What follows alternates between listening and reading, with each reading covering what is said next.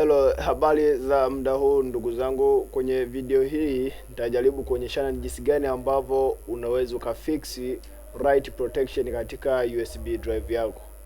Mara nyingi imekuwa mtu anapokuwa na jaribu labda kufuta data katika kama kuformat USB drive, yani flash, anaambiwa kwamba the disk is write protected, kwamba hakuna uwezekano wa kuifuta ama kuifanyia formatting. Kwa hiyo wakati wa kuformat unaweza kupata ujumbe kama huu, unaambiwa kwamba the disk is write protected, na huo ndio wakati ambapo unajaribu kuformat flash yako. Lakini pia ukihitaji labda kukopi kitu uweke ndani ya flash ama kukiondoa ndani ya flash, na penyewe ile flash inakukatalia, na unaweza kupata ujumbe kama huu hapa kwamba the disk is write protected, remove the write protection or use another disk. Kwa kufanya hivyo huwezi kukopi ama kupaste kitu ndani ya hiyo flash.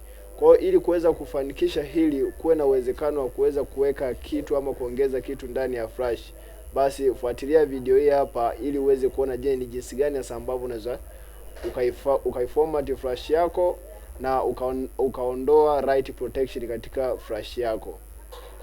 Acha tuone ni jinsi gani ambavyo unaweza kufanikisha hili. Kwanza kabisa, tayari unavyokuwa uko na kompyuta yako hivyo, basi utachukua flash yako utaichomeka kwenye kompyuta.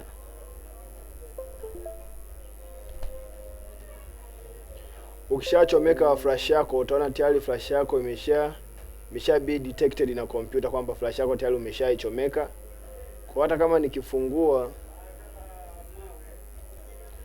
utaona flash yangu tayari hapa. Sasa hii flash iko na write protection, kwamba ukijaribu kuiformat inashindikana, ukijaribu kudelete files zilizomo inashindikana, na pia ukijaribu hata kuongeza kitu ndani ya hiyo flash, basi flash inagoma, unaambiwa ni write protected. Kwa hiyo ili kuweza kufanikisha hilo, baada ya kuona kabisa kwamba flash yako tayari imesha be detected na kompyuta yako, basi utaenda katika start menu ama start button kwenye kompyuta yako, ambayo ni hii hapa. Kwa YouTube anayetumia Windows 7, 8 ama 10, ukibonyeza tu hapa, basi hapo utaandika neno ambalo linaitwa CMD, yani command prompt. Baada ya kuandika CMD, utaona kuna kitu kinakuja kimeandikwa command prompt. Kwa mfano mimi hapa natumia Windows 10, kuna kitu hapa kimeandikwa run as administrator. Kwa hiyo nawe kuweza kurun as administrator hii command prompt, labda unatumia Windows 7, uta right click kwenye application yako. Ukisha right click, utaona hilo neno ambalo linaitwa run as administrator. Utalibonyeza hilo neno ambalo limeandikwa imeandikwa command prompt. Baada ya kurun as administrator utapata huu ujumbe. Baada ya hapo utasema yes. Kwa hii ndio inakuwa ndio command prompt, inakuwa imefunguka kama jinsi inavyoweza kuonekana. Kwa ili kuweza sasa kuitafuta flash yako ilipo kupitia command prompt, basi utaandika neno ambalo linaitwa disk part. Unaweza kuandika kwa herufi kubwa au ndogo, disk part. Unabonyeza enter kwenye keyboard yako. Ukishabonyeza enter, litaonekana neno jingine ambalo limeandikwa disk part kama jinsi inavyoonekana. Kwa hiyo baada ya kuona neno ambalo limeandikwa disk part na kukawa na alama ya greater than symbol mbele yake, basi utaandika neno lifuatalo list disk. Utaandika list, then unaacha nafasi, unaandika disk, then unabonyeza enter kwenye keyboard yako. Ukishabonyeza enter kwenye keyboard yako, utaona orodha ya diski ambazo ziko kwenye kompyuta yako. Kwa mfano ukiangalia hapa kuna disk 0. Disk 0 hii ndio diski ambayo imo ndani ya kompyuta. Kwa hapa katika uchaguzi wa diski inatakiwa uwe makini. Usipokuwa makini, unaweza kujikuta una format diski ya kompyuta yako nzima. Kwa hiyo baada ya kufanya hivyo, hakikisha kabisa kwamba unaangalia, je, flash yangu niliyoiweka kwenye kompyuta yangu, je, ni diski namba ngapi? Kwa mfano mimi flash yangu hapa inasoma diski namba 1, na mara nyingi utakuta yenyewe inakuwa ni ya mwisho. Umeona? Kwa hiyo utasema, utaandika neno ambalo linaitwa select diski, unaacha nafasi diski namba 1, ukimaanisha kabisa kwamba hii diski namba 1 ndiyo flash yako. Usikosee kuchagua hapa. Na ili kuthibitisha kwamba hii ndio diski yako, hii namba 1, utaangalia hata size yake hapa kwamba ni 76/644 MB, ambazo ukizibadilisha kwenda kwenye gigabytes utakuja kupata kama 8 GB ama 7 point something GB. Kwa hiyo uhakikishe kabisa kwamba hiki nilichokichagua basi ndio flash yangu. Kwa hiyo mimi hapo nitasema select disk 1 kwa sababu ndio flash ambayo nimemaliza kuichomeka muda si mrefu. Baada ya kuandika select disk 1 nitabonyeza enter. Utapata neno ambalo unaambiwa kwamba disk 1 is now the selected disk. Baada ya kupata ujumbe huo, basi utaandika neno lifuatalo. Utaandika attributes disk, andika attributes, zile unaacha nafasi, unaandika disk, unaandika neno clear.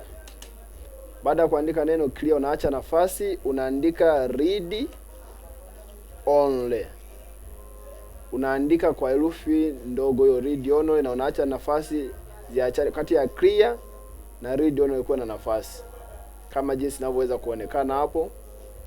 Na read only unatakiwa uandike, yani ile read na only ziwe zimeungana kama jinsi inavyoonekana, then unabonyeza enter kwenye keyboard yako.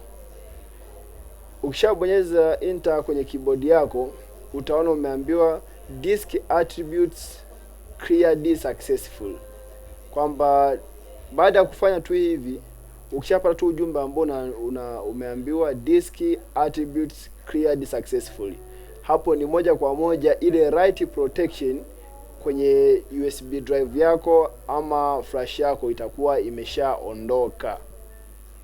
Kwa hiyo unaweza kaishia hapo, ila kabla hujaenda kuifungua ile flash yako, inatakiwa unaichomoa kwenye kompyuta, then unaichomeka kwa mara ya pili. Hapo ndio ipo itaanza kufanya kazi vizuri na itakuruhusu kukopi ama kupaste ndani yake. Ila pia ukitaka kuendelea ili uweze kuiformat kupitia CMD, unaweza kaendelea kama ifuatavyo. Baada ya kufikia hatua hiyo, unaandika neno clean, unabonyeza enter, unaisubiri. Itakwambia disk party succeeded in cleaning the disk, kwamba disk party imeweza kufanikiwa kuweza kucreate na clean ile disk yako. Kwa hiyo hapo tayari zile data ambazo zitakuwa ndani ya ile flash zitakuwa zimeshafutwa zote, kwa sababu umeshaiambia iformat. Clean ni sawa na kuformat. Baada ya kufanya kitu kama hicho, utakuja uandike neno lifuatalo create primary partition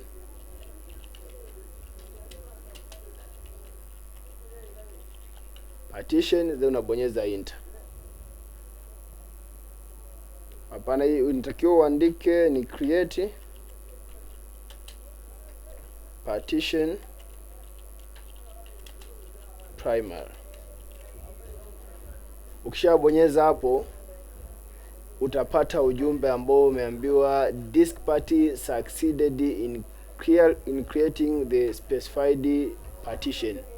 Baada ya kupata ujumbe huo, unakuja unaandika neno format, unaandika fs file system ni sawa na ntfs, then unabonyeza enter. Utaisubiria hapo paka itakapoweza kukamilisha kuformat. Kwa mfano hapo inasema ni 0% completed. Kwa hiyo utasubiria mpaka pale itakapofikisha 100%. Ikishafikisha 100%, ndipo utaweza kuendelea na taratibu zingine.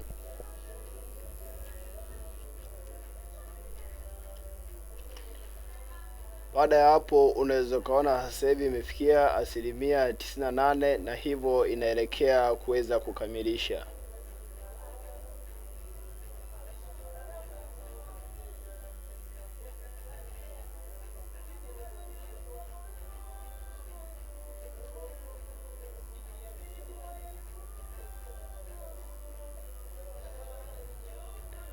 Baada tu ya kukamilisha 100%, utaona baadaye itakwambia disk party successfully formatted the volume.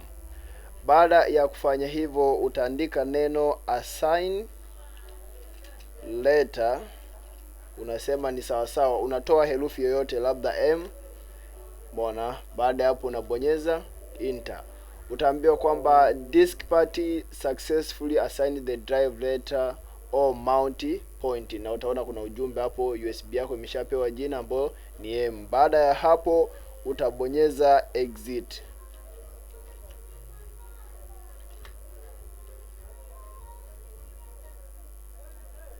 Utabonyeza neno exit, unabonyeza enter. Itakwambia leaving disk part, na baada tu ya kufanya hivyo utakuja utacancel command prompt yako. Baada ya hapo, ili USB drive yako ama flash yako iweze kufanya kazi vizuri, utaichomoa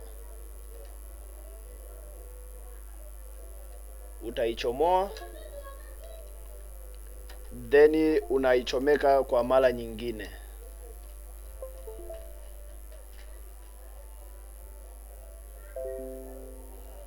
Ukishaichomeka save, utakuja utaiona hii hapa.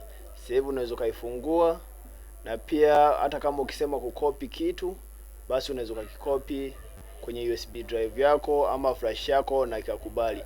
Kwa hivyo ndivyo ambavyo unaweza kaondoa write protection kwenye USB drive na ukaweza kuiformat kulingana na jinsi unavyohitaji we mwenyewe. Asante tu kwa kunisikiliza. Usisahau kusubscribe, kushare na kulike video hii. Asanteni.